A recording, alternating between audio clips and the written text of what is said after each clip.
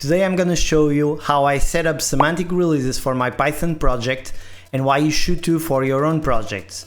We'll cover conventional commits, the best Git branching workflow for solo or small projects, and how you can deploy a simple GitHub action to handle your releases automatically. Yes, that's right, just set it and forget it. Let's dive in.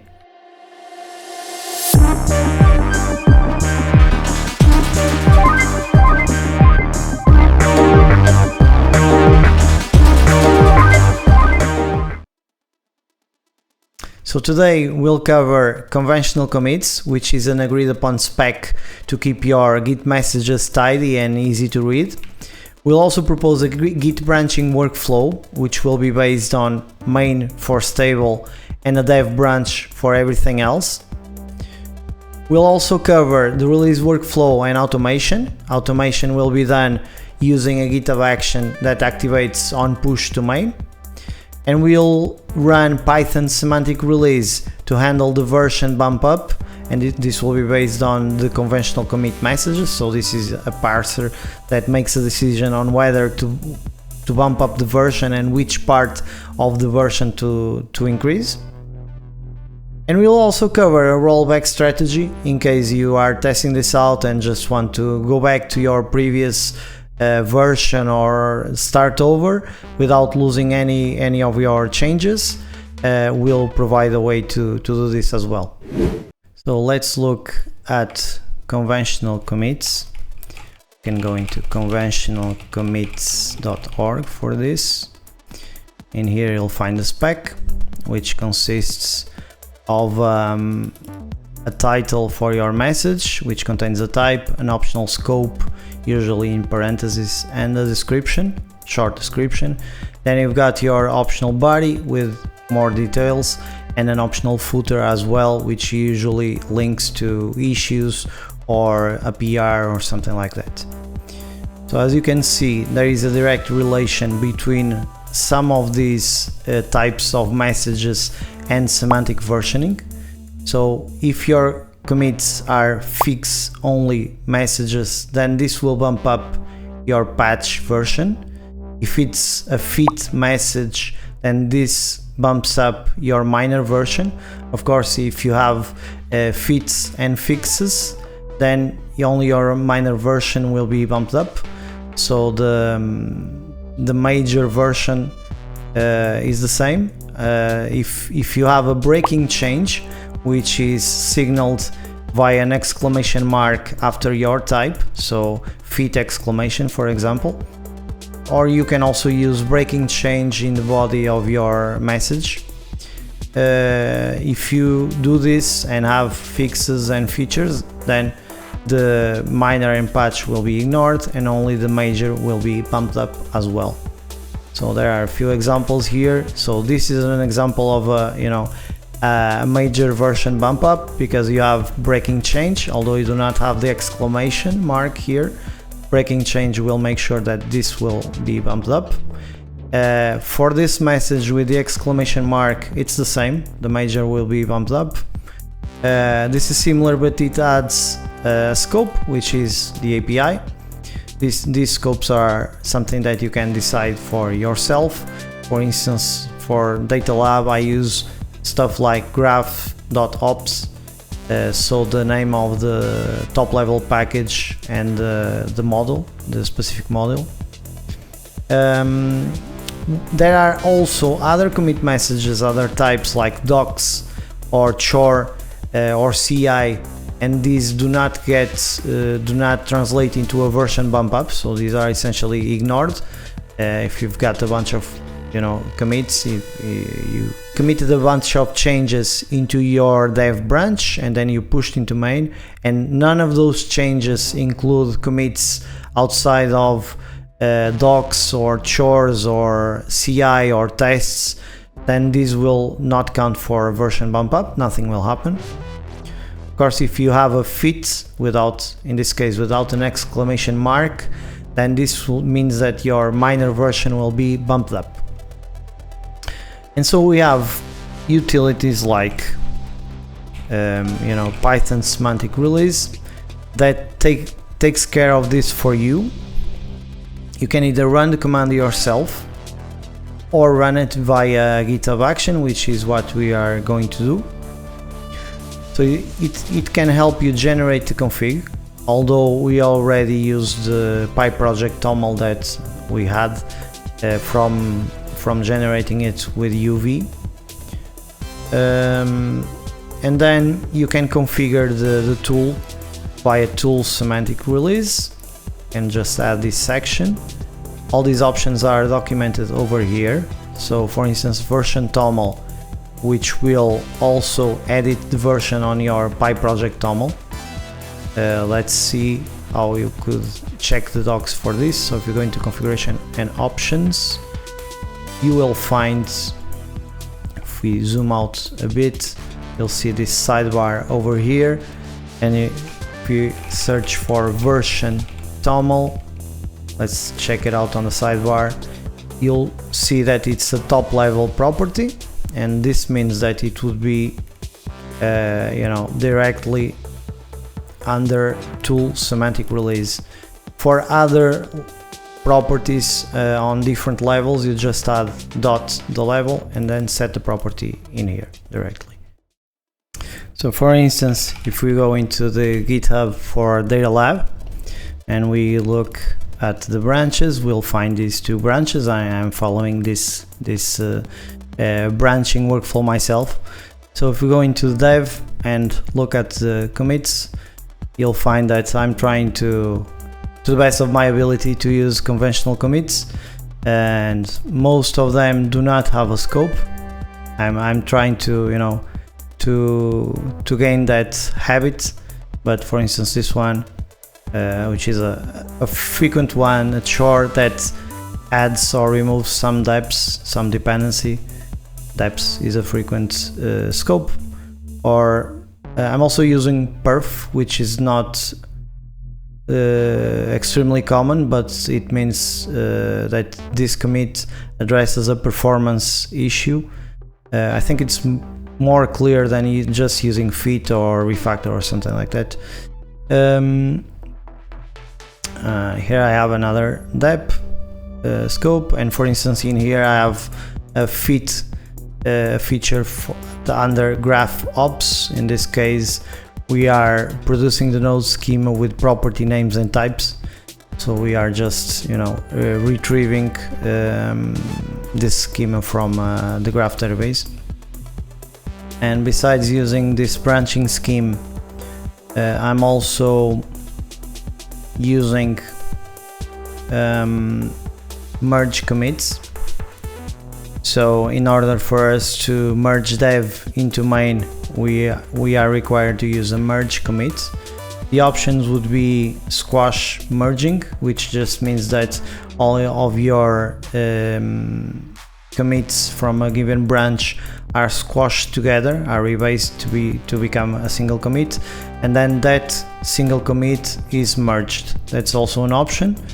Or we could just do rebase merging, which keeps your Git commit history tidy. However, because this is such a small project, there is an advantage at using merge commits in here. You will go from the main branch into the dev branch, work on the dev branch, and then merge commit your changes and go back to the dev branch and repeat the process. Because there aren't other people working in this project, this makes perfect sense. Even if we decided to add another level of branching, like a feature specific branch, then we could, for instance, do rebase merging into dev or squash merging into dev, and then just do a merge commit as well. And this would keep it clean still, and we will just lose the origin branch, and that's it if we do a rebase. Let's go back into the slides and let's take a look at the Git branching workflow. Visually looking at this usually helps. So we have two branches, main and dev, and then let's say that we are at version 0.10, and there is a commit message created with tag v010 as well as a git message created by semantic release, which only contains the title 010. And then once you have a bunch of commits, in this case we got a feature, a fix, and some document updates. And this feature is the one that will determine the bump up, because it's the highest priority one. This will bump up the minor version. As you can see, once we merge, there is a merge commit, and after that semantic release will trigger. It will create some commits that add to the changelog, because semantic release will also edit your changelog for you. And then it will create, it will also update your pyproject.toml with a new version. It will create a commit with this information and tag it as version 020. In parallel, it will also create GitHub release, which lives in your releases tab or releases section, and it will contain in the description the changes for that particular version. So if we want to roll it back, essentially we just have to revert this commit, delete the deployed version from GitHub, and that's pretty much it. But we'll look into it in more detail. So this is an example of a minor version bump up. So this would be the second item of your version, second component. In here we've got a patch bump up, which means that we are increasing the third component of the version. So what happens here, we've got a chore which doesn't contribute to bumping up.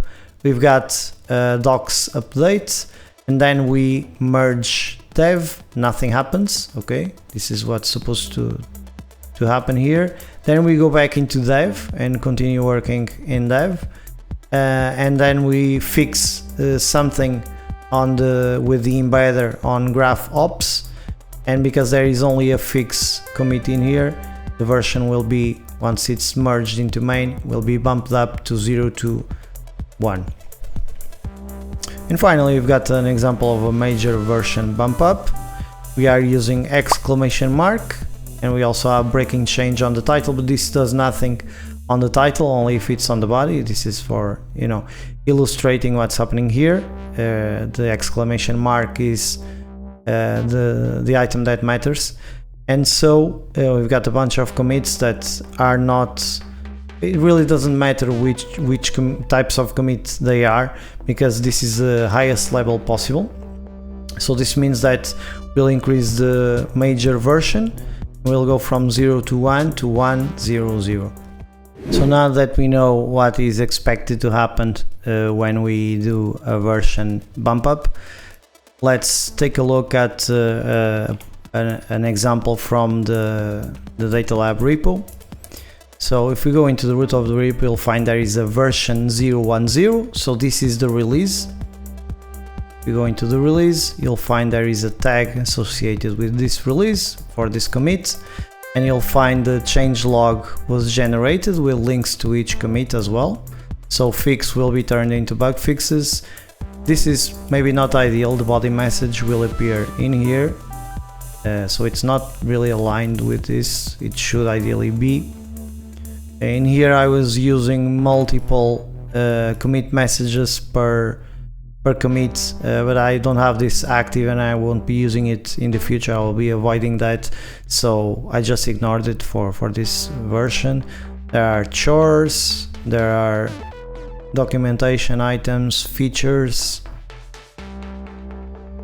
performance improvements, which is also detected from perf, and refactoring, and as well testing. And it automatically creates a zip and tar zip of your source code for this version, so it kind of works like a backup that you can easily download if you like.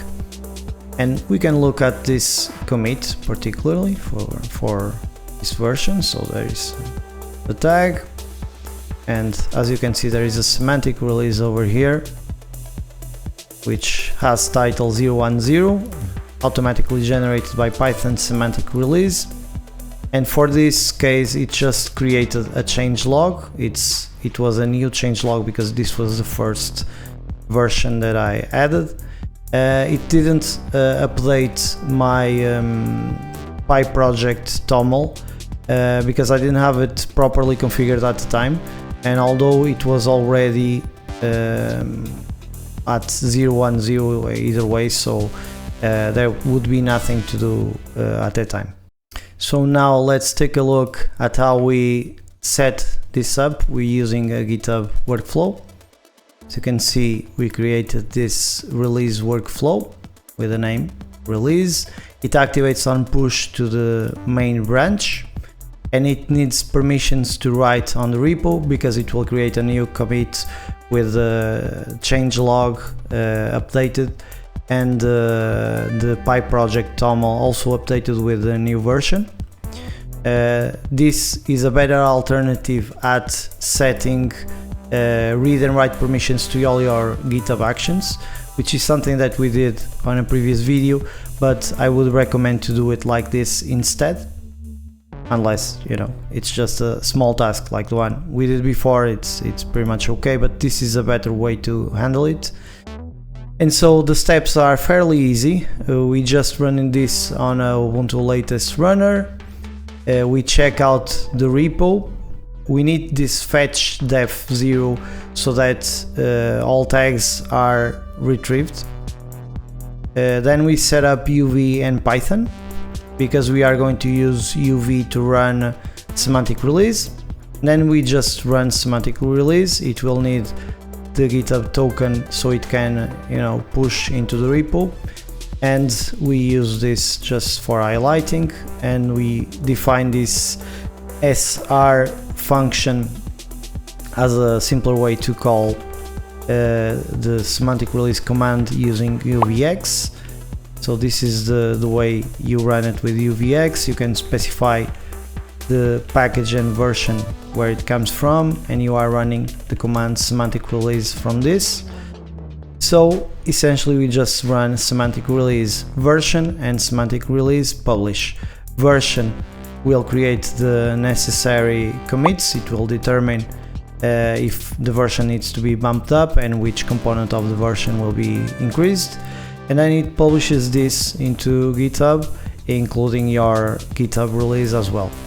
So when semantic release is running, it will be using the settings that we configured under pyproject.toml, and these are under tools semantic release. We've got two sections, and so we are using the conventional parser for commits, so it will expect conventional commits.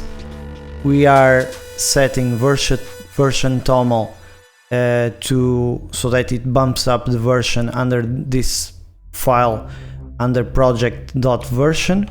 So this means that this version over here should be bumped up to 020 once we release this code.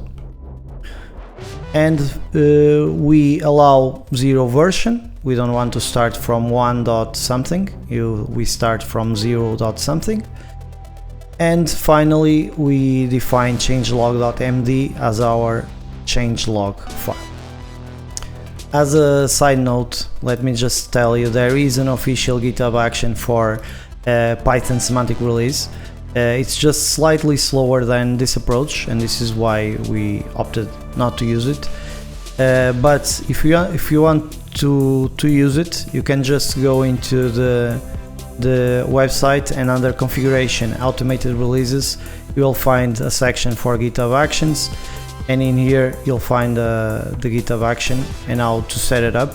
I believe there are a few examples as well. You can run it with no op, which means that you are just run it in test mode, and you can check the logs to see what it would have done. So instead of rolling back, you can just test it this way. And as you can see, there are a few more complex examples over here with a more complete workflow that you can use for inspiration. So if you go into your release, sometimes you might want to build packages for Debian or something like that, and you want to add it here. So if you want to do that, you'll need to upload that as an artifact to GitHub and associate it with this release. And if you go in here, they will show you how to automate all of that. So now let's try to actually do a semantic release for the next version of Data Lab. And first, let's just check whether dev is an ancestor of main. This will help us confirm that the branch is mergeable. As we can see in this shell, I've got this blue dot that means that the status, and this is because this is fish. In bash I would do it like this, in fish I do it like this. So status was 0. This means that main is the ancestor of dev, and dev contains all commits from main. So it should be mergeable. And just out of curiosity, if we do it the other way around, you would get a non-zero status, which is particularly 1, but it might be mergeable, but it won't be an ancestor, so you aren't sure whether it's mergeable or not. If you like, there is another way that you can do this. So instead you could just start the merge. You add no fast forward because you need to make sure that a merge commit is going to happen, and you add no commit, so it doesn't generate the merge commit. Just lets you inspect what it would do if there are any conflicts or something like that. So if you do it like that, okay, and so you first need to check out main. That's what I was doing wrong here. And now you can try to merge dev. Okay, so automatic merge went well.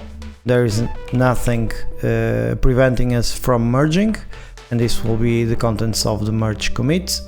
But now we can simply abort the merge and go back to the previous state. Let's go into our dev branch again.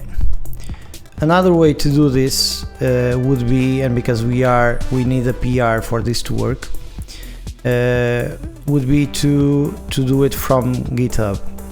Okay, so if we do it from GitHub, there is this PR I created over here.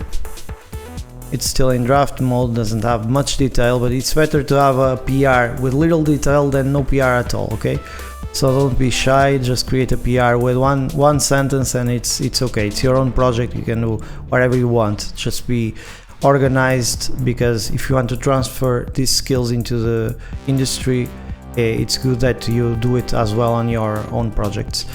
So I'm going to press ready for review, which means this will be now is not a draft, it's an open PR. And now I can just press merge pull request over here and it will be merged. Okay, let's leave the default in. And okay, we just merged. Now let's go into actions and see. As you can see, the pull request was done and activated our release YAML, which failed. So it seems the branch shouldn't be protected for this to work, which makes sense. And so let's go into settings and disable branch protection. Let's see if we can do it. Require pull requests.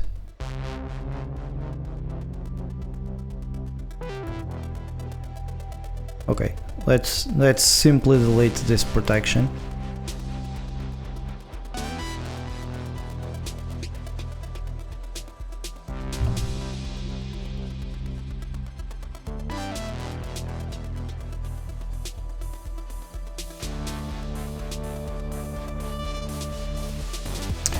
There we go. Now let's try to run this again.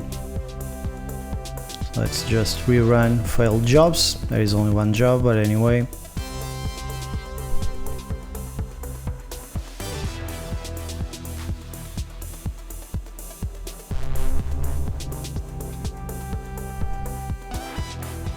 As you can see, it detected that it should bump up to 020.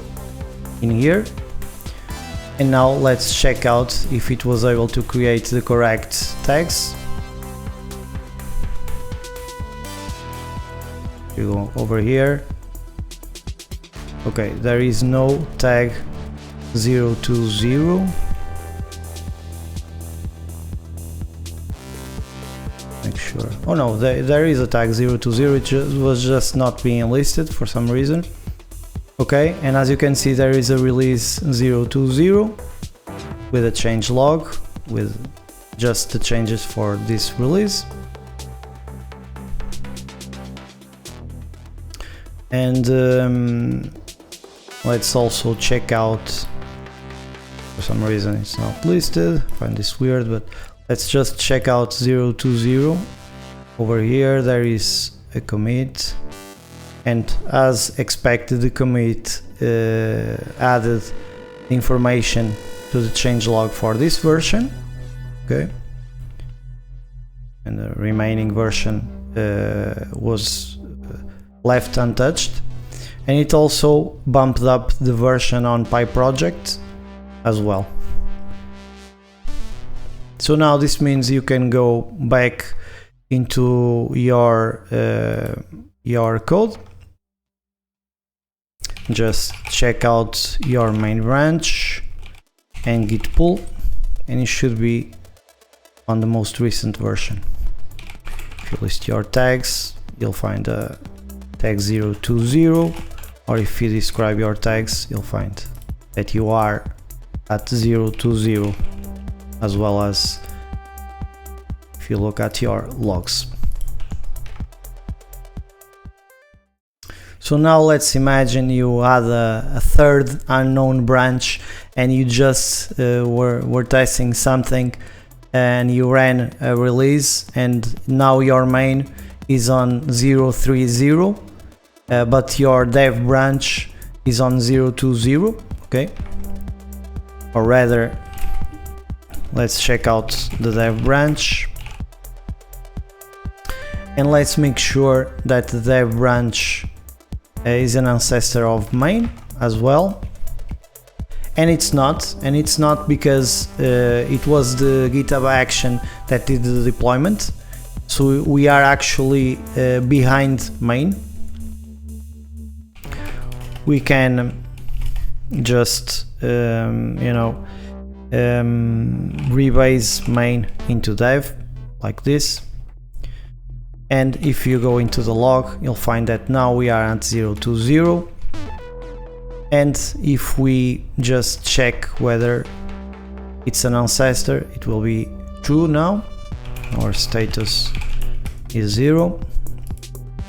And if we want to roll back, let's look into the log. You'll find this commit over here. So we'll want to revert this commit. And it doesn't matter if this commit is the top level commit, the most recent one, or something in the middle of your, your tree.